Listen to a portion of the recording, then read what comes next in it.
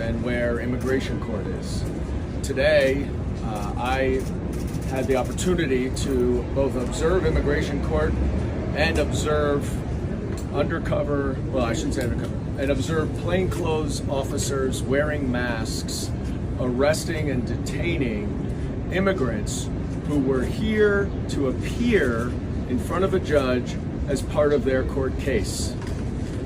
The Department of Homeland Security has implemented over the last week a coordinated effort to do an end run around our legal system in order to remove non-violent, non-criminal immigrants trying to come into this country through a lawful pathway of immigration proceedings, in many cases asylum proceedings. Eventually, the corruption and the criminality catches up to you. Eventually, you face accountability. And that is what is happening to Elon Musk, because after months of attacking our government, dismantling agencies, seeking to stop Elon from breaking the law, he's finally facing some consequences after a New York Times story broke about the criminality that Elon Musk was engaged in the White House related to his drug use,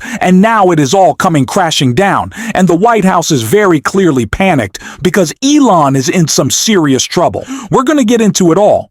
But before we do, if I could quickly ask you to leave a like on this video, and if you haven't already, and you enjoy our channel, to hit that subscribe button. It goes a long way. And it really does mean a lot to me. Now, we are going to get into the investigation that is coming of Elon and the legal action he is facing. But before we do, we got to start with where this all began. And it's a clip of Elon and weird ramblings right here. If you got to protect the First Amendment, it's not much more important than that.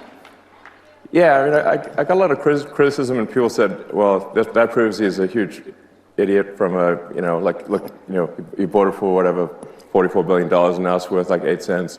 And it's not worth 8 cents. It was essentially to buy freedom of expression. So while we didn't exactly know the extent of Elon Musk's drug use at the time, it was very clear that the guy wearing sunglasses inside, slurring his words as he kind of twitched around on stage, wasn't super stable.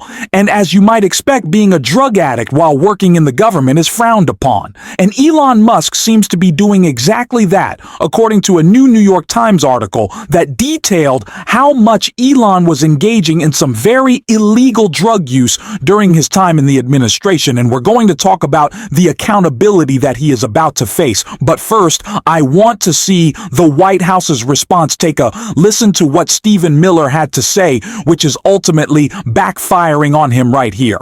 All right. Was there any drug testing or any request for him to drug test when he was in the White House, given the fact that he was also a contractor with the government? Fortunately for you and all the friends at CNN, you'll have the opportunity to ask Elon all the questions you want today yourself. In the meantime, the drugs I'm concerned about are the drugs that are coming across the border from the criminal cartels that are killing hundreds of thousands of Americans. And we're going to save hundreds of thousands of lives if these district courts would just get the hell out of the way, stop destroying our Constitution, stop taking authority they don't have, and allow the president to do the job that not only he was elected to do, but the constitutional laws of the United States vest him exclusively to do.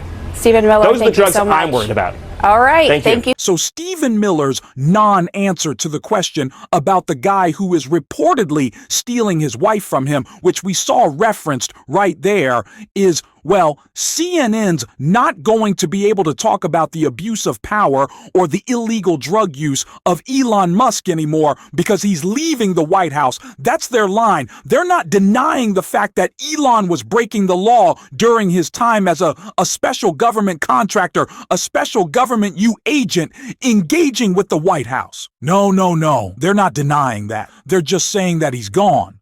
But that's actually not true, according to Donald Trump. Just take a look at what Donald Trump posted right here, and something Greg Kazar had to say as well. Trump posted, "I am having a press conference tomorrow at 1:30 p.m. with Elon Musk at the Oval Office. This will be his last day. but not really, because he will always be with us helping all the way. Elon is terrific. See you tomorrow. Elon Musk isn't gone. Look, billionaires have purchased presidencies and run the federal government behind closed doors before. Elon Musk's real innovation was going out there in public and bragging about running the government on social media.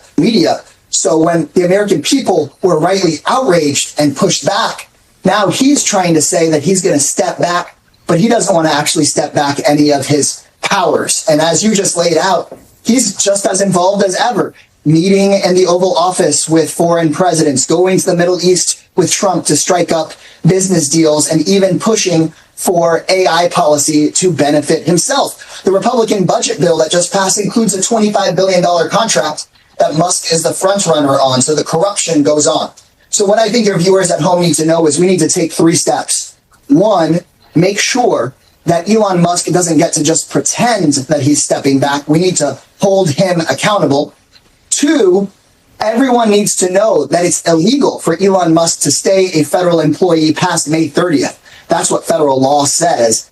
And 3, Democrats need to make clear we're not going to go easy on this guy if we retake the majority. We can use our subpoena and investigative power in a majority to look into Musk or any other billionaire that has broken any criminal laws, enriching themselves using the power of the White House. So Trump said it, and Greg Kazar just confirmed it. Although Elon Musk won't be directly engaged with the White House at the same level that he was before, do you really think he's losing any of the powers that he previously had?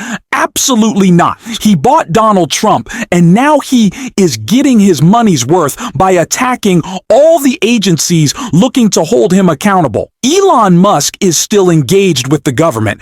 Donald Trump said that exactly. And when you're doing the type of work that Elon is, you can't be doing the types of drugs that Elon is, which is why he is facing some serious accountability. And we can see that from Congresswoman Mikey Sherrill. And I want to get into it. Right here, Sherrill introduces bill to require Elon Musk to pass drug tests to maintain special government employee status.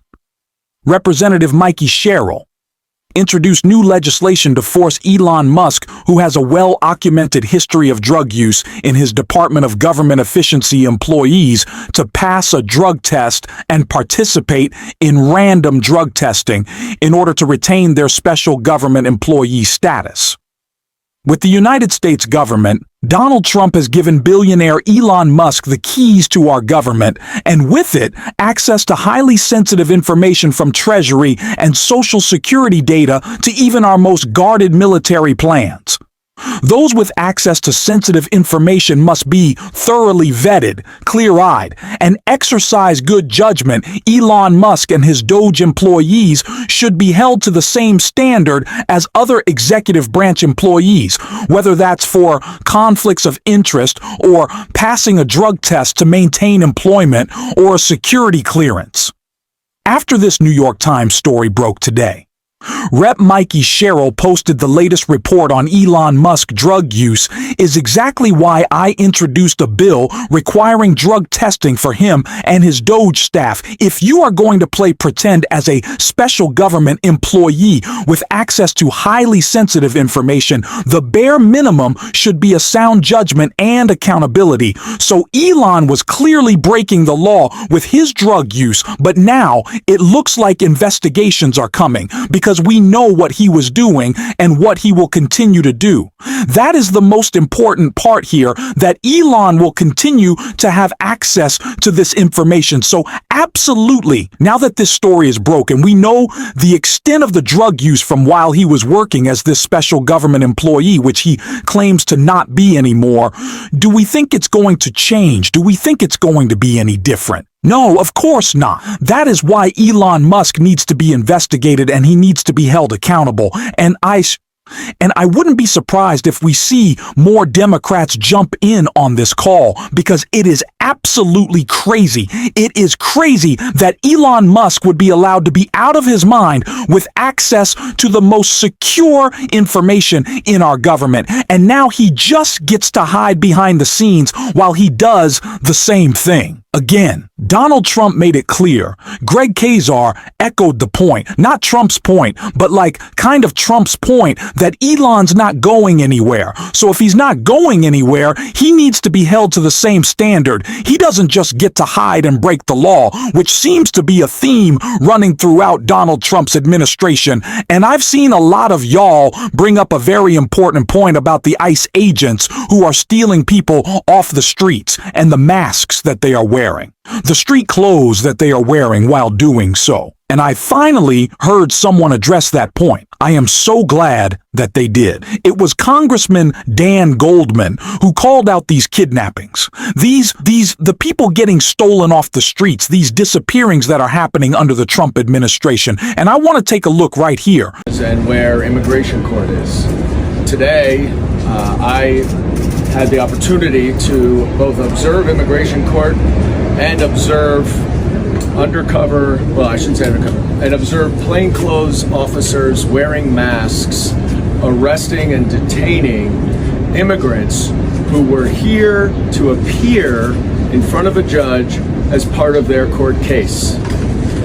The Department of Homeland Security has implemented over the last week a coordinated effort to do an end run around our legal system in order to remove nonviolent, non-criminal immigrants trying to come into this country through a lawful pathway of immigration proceedings, in many cases asylum proceedings.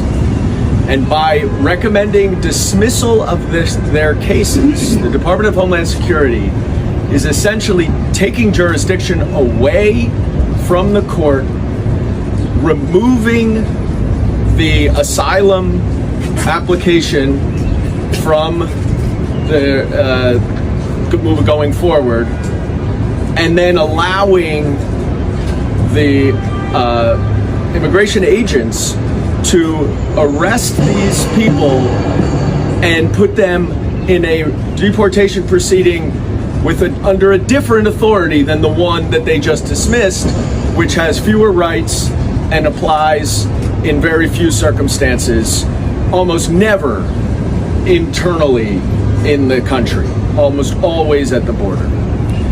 This is Gestapo-like behavior, where plainclothes officers wearing masks are terrorizing immigrants who are doing the right thing by going to court, following up on their immigration proceedings, and trying to come into this country lawfully, which is through asylum. I observed the courtroom today where there was one proceeding where the Department of Homeland Security moved to dismiss the case. The judge granted the dismissal. The gentleman left the courtroom and then was arrested. As I was leaving the courtroom, there were about 15 other people there. And I asked if anyone spoke English. There wasn't a single person who spoke English. There did not appear to be a single lawyer there representing them. These are routine appearances. They're updates. They're administrative. There is no reason for anyone to have expected anything unusual to happen today. And yet they're ripped away from their families, from their communities, even though they're trying to do the right thing, pursue the American dream, come to this country, as so many of us and our ancestors have, for the promise of the American dream. Finally, let me focus on some of the interactions I had with the ICE agents. I was a federal prosecutor for 10 years right there.